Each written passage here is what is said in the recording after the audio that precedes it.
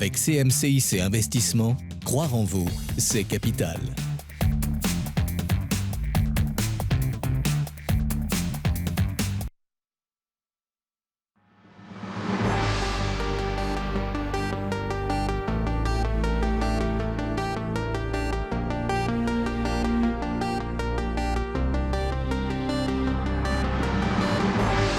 Bonjour et ravi de vous retrouver une dernière fois dans Réussite d'entreprise sur TLM. Le petit cabinet d'expertise comptable auvergnat est devenu en 45 ans une ETI, entreprise de taille intermédiaire florissante, avec une offre pluridisciplinaire proposée à toutes les entreprises, avec plus d'une vingtaine d'acquisitions à la clé. À la manœuvre, un homme, Jean-Loup Roger, dans l'entreprise depuis 25 ans et PDG donc de CGECO, devenu depuis quelques jours la société Implid. Bonjour. Bonjour bien. Merci d'être avec nous. On va revenir bien sûr dans un instant sur ce développement qui fait penser par certains côtés à celui de Fiducial. Vous nous préciserez votre stratégie, les métiers que vous souhaitez encore ajouter à votre offre, au-delà du chiffre, du droit et du consulting. Comment faites-vous pour grandir ainsi? Nous évoquerons également vos futurs locaux dans le 6e arrondissement, ainsi que cette nouvelle marque, donc Implid, qui vient d'arriver. Un mot de sport aussi, bien sûr, et de votre implication dans le rugby autour de 3 clubs dans le top 14, dont le Loup, bien sûr. Vos réactions sur les réseaux sociaux avec le hashtag Réussite d'entreprise. Mais tout de suite, si vous le voulez bien, retour sur vos premiers pas professionnels.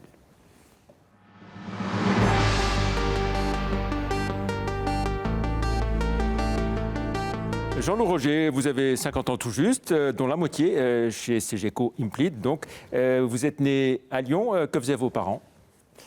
Mon père était chef d'entreprise et maman nous a éduqués, on va dire, nous a accompagnés pour devenir des hommes et des femmes pour mes sœurs et mon frère. Études, une école de commerce avant de faire de l'expertise comptable ? C'est exact, oui. Quelle école de commerce ? De Cauchambéry. Voilà. Et puis, donc vous allez commencer chez CGECO à l'époque, donc en contrat de qualification. Donc à l'époque, CGECO, c'est un cabinet auvergnat d'expertise comptable. C'est ça, oui. Siège social au Puy-en-Velay. Et c'est dans ce bureau du Puy-en-Velay que j'ai commencé à travailler il y a près de 25 ans. Et à l'époque... Et vous arrivez donc en contrat de qualification ? Voilà, c'est ça. C'était l'objectif des cabinets d'expertise comptable, c'était d'essayer d'optimiser les coûts. Donc il y avait des aides pour recruter les jeunes diplômés. Et les aides à ce moment-là s'appelaient contrat de qualification. Donc je suis rentré dans un contrat de qualification qui permettait d'accompagner pour obtenir le diplôme pendant le stage d'expert comptable. Et quand vous avez fait cette école de commerce, à l'époque, vous pensiez à devenir expert comptable ou pas forcément ? Non, pas du tout. Enfin, je voulais être pilote de chasse. J'ai dû arrêter pour des questions de santé. Et donc, du coup, il fallait trouver une alternative. Et l'alternative, ça a été l'école de commerce qui a été le plus simple. Puis après, je n'étais pas passionné. Donc, les épreuves d'expert comptable se trouvaient en septembre. Ça permettait d'avoir l'été pour s'amuser. Donc j'ai souhaité poursuivre un petit peu la vie étudiante de cette façon. Et puis à un moment, il a fallu travailler. Voilà. Donc, 2 ans à Brive-Charensac, au siège donc, de CGECO. Vous êtes manager, comment dire ? Voilà, je commence comme collaborateur et puis je finis ce cursus brivadois comme manager. Oui. Voilà. Ensuite, vous prenez la direction du bureau de Firminy dans la Loire. Voilà, je souhaite me rapprocher de Lyon et CGECO avait un bureau, s'était rapproché d'une structure de taille identique dans la Loire et donc j'ai pris la direction de ce bureau pour mettre en place les méthodes CGECO de l'époque. Voilà. Et puis, vous allez arriver ensuite à Lyon. Retour à Lyon. Donc retour à Lyon, Lyon me manquait. Et vous ouvrez le bureau de Lyon. Voilà, c'est ça, Lyon me manquait. Donc je suis allé voir mon boss et je lui ai dit, ce que je propose pour retourner à Lyon, c'est de créer une antenne à Lyon. Et c'est ce qui m'a permis de faire et je le remercie encore.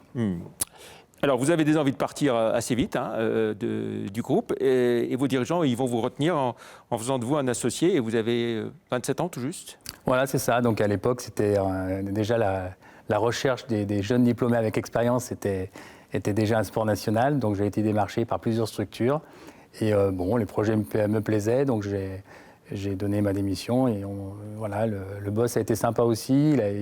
Il a senti mon attachement à l'entreprise, le côté authentique que je trouvais dans cette entreprise.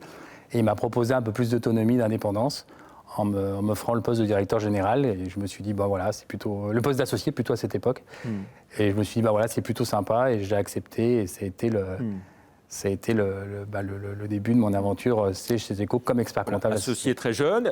Et puis, vous allez devenir directeur général rapidement aussi, en 2002. C'est ça. Directeur général de 2002 et 2007. Et c'est là que vous allez, en quelque sorte, j'ai envie de dire, développer la jambe Rhône-Alpes après la jambe auvergnate du groupe. Voilà, c'est ça. Le fondateur part à la retraite. Lui était auvergnat, donc on avait plus un objectif de développement auvergnat. Moi, étant à Lyon, je trouvais que ça pouvait être sympa de faire un petit peu les deux ailes de papillon autour de Lyon. Donc l'Auvergne, il y avait encore à faire, mais il y avait déjà une implantation, et de développer l'implantation à l'est de Lyon, et donc de faire finalement cette région Auvergne-Rhône-Alpes avant qu'elle existe administrativement. Alors, on sait qu'à l'époque, dans le monde de l'expertise comptable, il y a les Big Four, hein, les 4 grands cabinets internationaux. Il y a Mazars, puis bon, un peu à part, il y a Fiducial, très tourné vers les TPME. Et très vite, vous allez avoir l'idée donc de grandir et de faire des acquisitions. Oui, l'idée des acquisitions a été plus que finalement de se dire comment on peut accompagner les clients. Et au-delà du métier d'individu qui était la profession libérale, qui était l'expertise comptable, dire il y a autre chose à faire que de l'expertise comptable. Tu as agrégé plusieurs typologies de métiers pour servir l'entrepreneur. Et donc les croissances externes ont à la fois servi soit à accompagner les clients où ils étaient, donc c'était ces développements en Auvergne-Rhône-Alpes, soit à les accompagner en apportant des compétences supplémentaires. Et le modèle de croissance de l'entreprise a été construit sur ce système-là, parce qu'en fait la croissance organique se nourrissait de la croissance externe et vice-versa. On peut dire qu'il y a eu 2 phases quand même. Une phase où c'était d'abord des cabinets plutôt expertise comptable, et puis après la diversification métier pour cette offre pluridisciplinaire. Justement. Voilà, donc au départ on touchait CGECO, c'était une structure qui accompagnait les TPE, les PME. Donc finalement, à la fois le modèle économique et la croissance externe, comme la croissance organique accompagnant ce modèle économique, était basé sur les TPE, les PME. Et puis on a souhaité élargir l'offre en s'adressant aux ETI, puisque finalement, l'idée d'accompagner les entreprises dans la durée, une TPE peut devenir PME, peut devenir ETI. Donc il y avait ces fameuses entreprises de taille intermédiaire. Voilà, il y avait une forme de rupture de charge.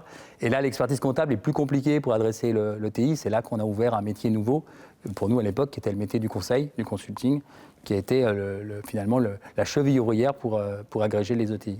L'idée, c'était vraiment d'avoir une offre large, répondant donc à toutes les problématiques des entreprises au sens très large. Donc chiffre, droit, consulting, effectivement. C'est ça, voilà, c'est ça. C'était de le faire grandir de l'entreprise. Donc c'était finalement de l'accompagner de sa croissance ou de son rapprochement, si c'était un rachat d'entreprise, jusqu'à la transmission ou la cession de branches d'activité, en adressant chaque décideur ou chaque entrepreneur à la fois dans son métier, puisqu'il y a un savoir-faire qui se développe sur les secteurs d'activité de nos clients, et puis à la fois sur les typologies de décideurs, donc le DRH, le DAF, le DSI, le directeur de production, le chef d'entreprise lui-même. Alors, récemment, vous avez racheté des cabinets d'avocats. Les étapes suivantes, ça sera quoi? Notaire, huissier voir d'autres choses. Voir d'autres choses. J'aime pas le côté à racheter, on se rapproche plutôt. Il y a vraiment une agrégation de créer un collectif. Donc le rachat, il y a une forme du plus fort qui intègre le plus faible, ce qui n'est pas du tout le cas chez CGECO. Il y a une vraie volonté d'agréger les compétences autour de collectifs et d'individus. Et oui, donc les avocats, qui était un petit peu la logique de ce que l'on faisait, puisque les experts comptables déjà accompagnaient sur le droit en produits accessoires à la comptabilité. Les lois Macron nous ont permis d'agréger des métiers un peu plus étendus que les métiers autour du chiffre. Donc ça a été le cabinet Broom, notamment? Ça a été le cabinet Broom, voilà. Et dans un deuxième temps, les 3/4 du cabinet Brett, on va dire, puisque à 2 associés près, c'était la majorité des associés qui nous ont rejoints. Et puis, aujourd'hui, effectivement, c'est les huissiers et c'est les notaires sur lesquels on est en cours de rapprochement, on est en cours de demande d'agrément auprès de la chancellerie sur ces 2 activités. Huissier, notaire, administrateur judiciaire, vous l'aviez évoqué à un moment, non? Oui, on l'avait évoqué, c'était plus sur la partie accompagnement restructuring. Aujourd'hui, il s'avère qu'on a autre chose à raconter sur le restructuring par rapport au métier d'administrateur judiciaire. On se rend compte que peut-être c'était soit trop tôt, soit on se coupait des portes. Donc on préfère monter une offre restructuring différemment. Ça aussi, c'est l'évolution qu'on a eue sur notre nouvelle stratégie de marque, qui a permis aussi de matérialiser que le fait que ce n'était pas forcément des métiers normés qui pourraient nous accompagner, et que des métiers type consulting qui ne sont pas normés nous ont accompagnés, nous ont permis de de développer nos clients, de les faire grandir, et qu'on n'avait pas besoin aussi de faire grandir ces entreprises qu'on accompagne en mouvement sur des métiers normés type administrateur judiciaire. Donc aux clients, votre cible de clientèle est très large aujourd'hui, ça va des TPE, vous l'avez dit, PME, entreprises de taille intermédiaire.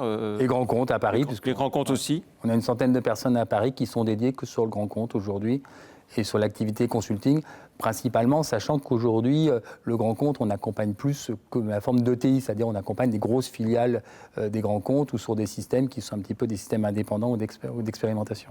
Ce n'est pas forcément des entreprises du CAC 40. Donc. Si, on accompagne des entreprises du CAC 40. Oui. Aujourd'hui, le premier client CGECO, c'est c'est EDF. Donc, on accompagne des structures du CAC 40. Ouais. Voilà. Donc une offre standard à la fois et avec des expertises dans tous ces domaines, parce que ces expertises, c'est ça qui génère du résultat aussi, pour vous? Oui, c'est un mix entre les expertises et les hommes. Donc Oui. c'est le côté, l'individu a beaucoup d'importance chez CGECO, l'individu dans sa personnalité, dans ce qu'il peut apporter au-delà finalement de son expertise et dans son expertise.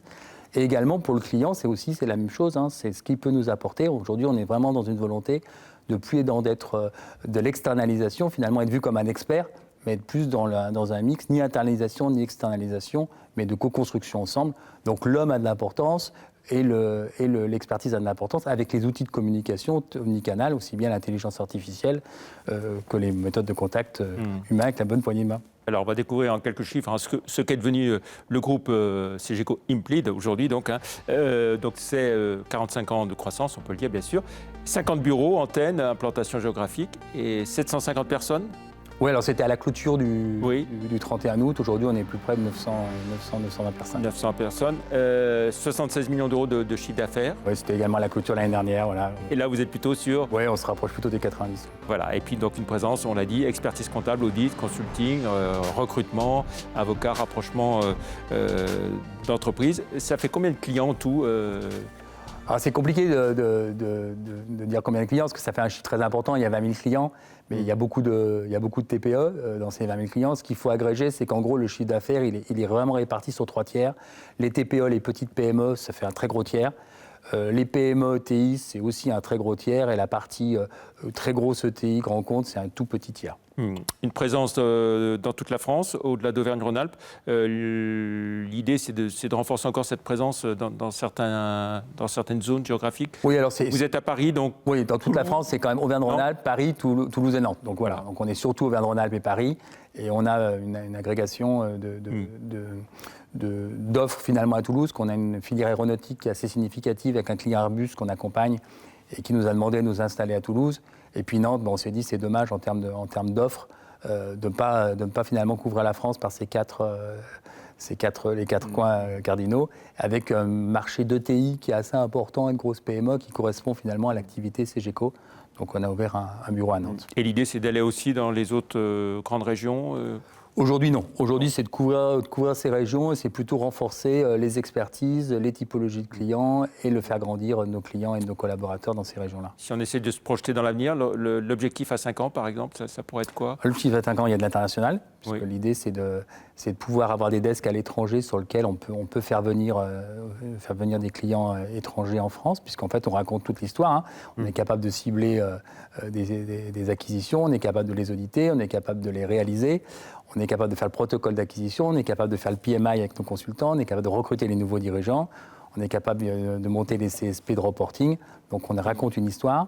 Et puis également, on a aujourd'hui une filiale en Allemagne, qu'Airbus nous a demandé de nous installer en Allemagne. Donc j'allais dire de manière un petit peu opportuniste, créer des filiales soit en Suisse, soit en Allemagne, parce que des clients nous demandent finalement d'exister, de les accompagner. Ce qui a toujours été un petit peu la logique de croissance de CGECO, c'est d'aller là où nos clients nous demandaient d'y aller. Ce n'est pas une croissance qui est tournée sur nous, c'est une croissance qui est tournée sur les hommes et les entreprises qui les accompagnent. La comparaison qui est faite parfois avec Fiducial, elle vous flatte ou elle vous énerve?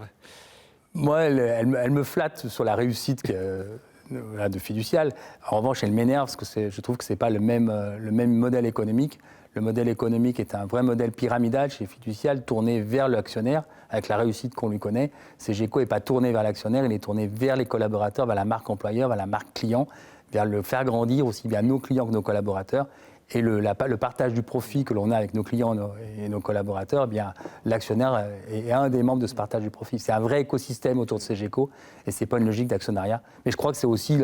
Et vous dites aussi, vous n'avez pas vocation à aller dans la sécurité, non, voilà. Nous, dans la bureautique, ni dans le... On a une offre tournée vers le faire grandir de nos clients. On n'a pas une offre à partir d'un client de dire comment finalement on peut agréger plus de volume d'activité pour l'entreprise. C'est comment on fait grandir le client et si ça apporte, il faut que ça apporte bien sûr quelque chose à l'entreprise, mais c'est d'abord comment on fait grandir le client. Est-ce que votre métier de base, l'expertise comptable, restera toujours l'essence du groupe ou simplement un métier au milieu de beaucoup d'autres? Non, c'est un métier au niveau des autres, même si aujourd'hui c'est le métier qui est le plus important. Hein. Il représente près de la moitié du chiffre d'affaires si on agrège le social et le juridique qui est attaché à l'expertise comptable. Mais ça doit devenir un métier parmi les autres. Ce qui est important, c'est plus finalement l'accompagnement du client et le faire grandir le client. Vous travaillez beaucoup avec Visiative, sur l'entreprise du futur également. Pourquoi pas un jour un grand mariage avec Visiative? Le digital, la transformation numérique des entreprises, c'est complémentaire à ce que vous faites finalement. Oui, ça pourrait. On a une joint venture avec Visiative aujourd'hui, voilà, qui déjà, oui. est une structure qui s'appelle Colide. Pourquoi pas? Oui, de toute façon, je crois qu'aujourd'hui, moi, le modèle économique des entreprises de demain, c'est la co-construction et c'est la co-entreprise. Moi, je crois plus aux entreprises verticales. Je crois beaucoup au partage, au travail ensemble.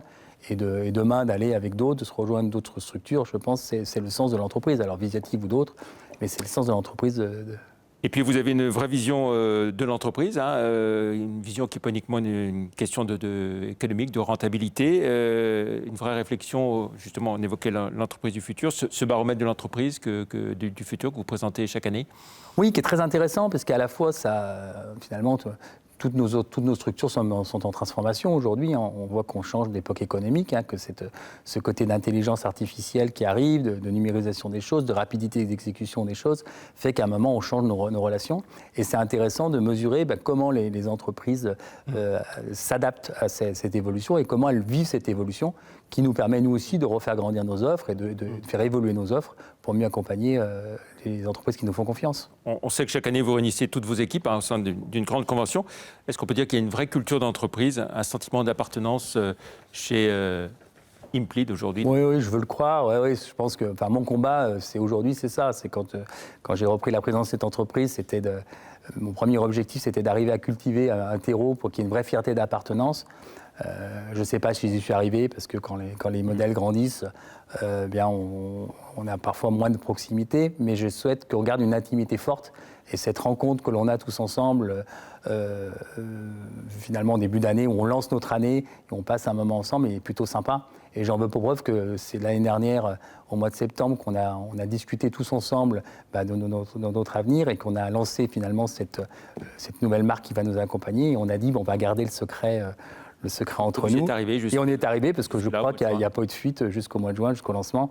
Donc c'est quand même, je pense qu'il y a un vrai attachement à l'entreprise et pour le moins une vraie authenticité. Alors justement, sur cette nouvelle marque, Implid, qu'est-ce qu'elle signifie?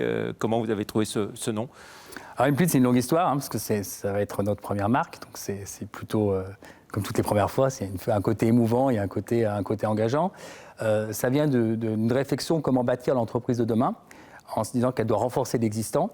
Et finalement, quand on a travaillé sur quelle entreprise on voulait, donc plus d'internalisation, plus d'externalisation, vraiment de co-construction, le côté avec capitaliser sur nos valeurs, se nourrir du collectif, l'engagement, la capacité à cultiver l'audace, on s'est dit finalement, quand on a monté tout ça, on a monté notre raison d'être, et notre raison d'être qui est de faire grandir. Donc on a dit de donner de l'élan à chacun pour grandir jour après jour. Et bien on s'est dit finalement, toute cette logique va être difficilement portable par le nom qu'on avait, qui était CGECO, sur lequel j'étais attaché, parce que moi c'était c'est ma seule entreprise finalement, CGECO. Donc j'étais très attaché à l'entreprise qui m'avait donné la chance de démarrer, parce que c'est pas évident de faire confiance à un jeune qui n'a pas d'expérience. Mais on s'est vu finalement que ce côté un peu ringard qui expliquait un petit peu ce que l'on faisait, ça ne portait pas la dynamique que l'on voulait avoir. Donc on a travaillé sur une marque et sur donc le nom qui allait porter. Il nous reste peu de temps, donc Implid, c'est quoi, l'implication Voilà, donc Implid, on voulait un nom court en 2 syllabes. Donc c'est un faux anagramme de limpide. Oui. Et dedans, voilà, ça note l'implication. Le côté idée fait ressortir l'identité, fait ressortir le côté imaginons demain, la projection.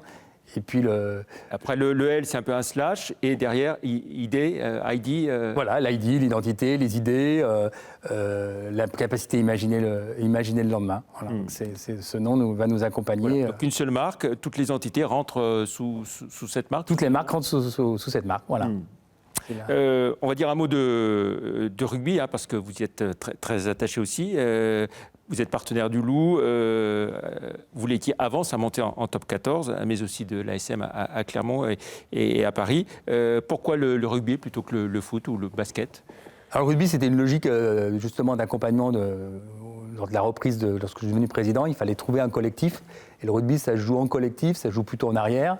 Ça joue avec des individus de qualités différentes, et c'est ce que l'on voulait faire, c'est-à-dire dans l'accompagnement client, d'avoir une collection d'individus, mais qui portaient des expertises différentes, pour apporter un service au client et donc une expérience client. Donc voilà pourquoi le rugby.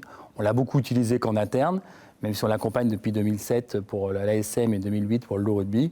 Et puis voilà, puis aujourd'hui, maintenant, c'est devenu à la fois un accompagnement de dynamique d'entreprise en interne et puis également de communication client. Jean-Michel Aulas, chef d'entreprise, patron de club. Olivier Ginon, actionnaire et aussi et propriétaire du Loup. Est-ce qu'on pourrait retrouver un jour Jean-Loup Roger, patron et président d'un club de rugby?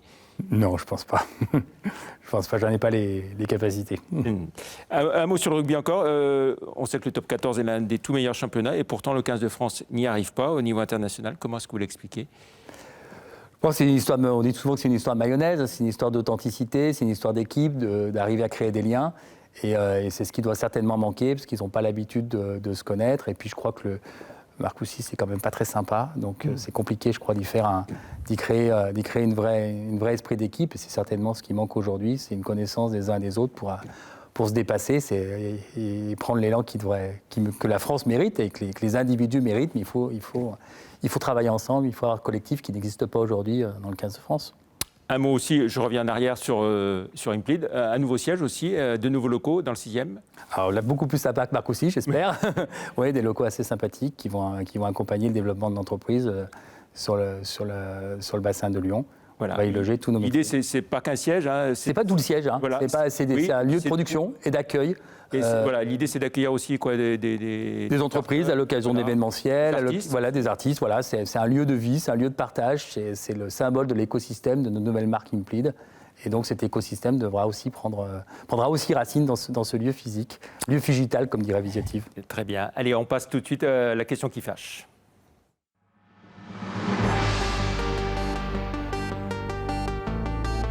Jean-Loup Roger, certains s'interrogent parfois sur les conditions de votre croissance rapide.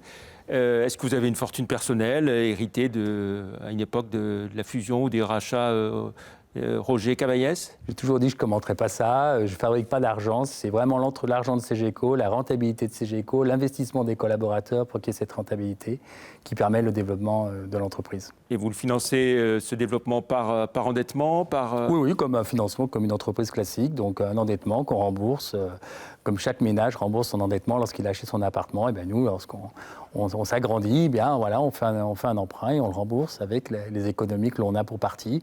Et l'argent qu'on va gagner avec ce rapprochement. On a vraiment une entreprise vertueuse, avec un partage moitié-moitié entre les effectifs et puis l'entreprise. La rentabilité par rapport aux 76 millions de chiffre d'affaires qu'on évoquait, elle est de quel ordre à peu près? Elle est à 2 chiffres et elle est très correcte. Voilà. On finit, si vous le voulez bien, par quelques questions plus personnelles. C'est le questionnaire de Proust.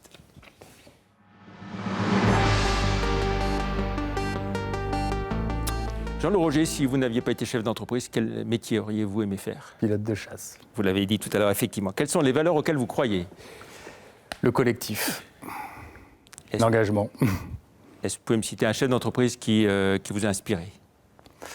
Je pense que ce n'est pas un chef d'entreprise, c'est des histoires d'entreprise. Et quand on parlait de Lyon, je pense que chaque grand chef d'entreprise de Lyon a des histoires particulières, aussi bien Thierry de la Tour d'Arthez que Jean-Michel Aulas, qu'Olivier Ginon, qu'Hervé Rousset. Tous particuliers, on m'inspire tous parce que c'est des réussites qui sont locales, qui s'appuient sur le local pour arriver à avoir des dimensions qui sont parfois internationales pour certains, parfois qui ont transcédé leur activité. Donc tous les chefs d'entreprise ont quelque chose à raconter. Chacun a un intérêt dans son individu. Un homme ou une femme d'État qui vous a marqué?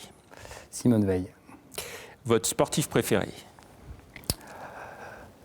Alors c'est pas parce que j'aime l'automobile que, même si j'aime l'automobile, Loeb, parce que je trouve qu'il y a un côté de persévérance dans sa capacité, dans son orientation professionnelle. Il n'était pas, voilà, il a insisté, il a réussi, et aujourd'hui où il a toutes les réussites, il continue à courir, et je trouve que c'est un petit côté sympa.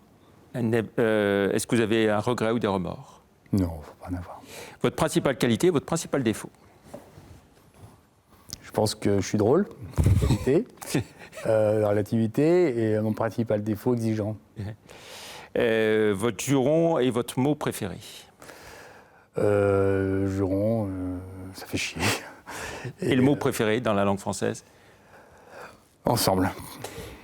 Est-ce que vous avez une devise? Oui, seul on va plus vite, ensemble on va plus large. Un message à un jeune créateur qui se lancerait dans la création d'entreprise? croire au collectif, au travail en équipe.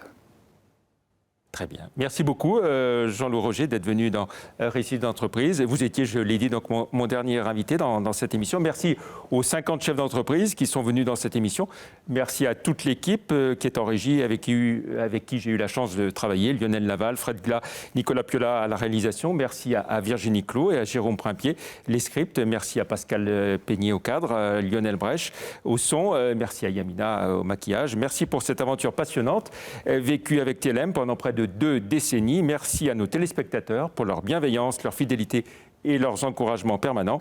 À présent, bonne chance et plein succès à toute l'équipe de BFM Lyon Métropole qui vous prépare une très belle rentrée. Merci, au revoir.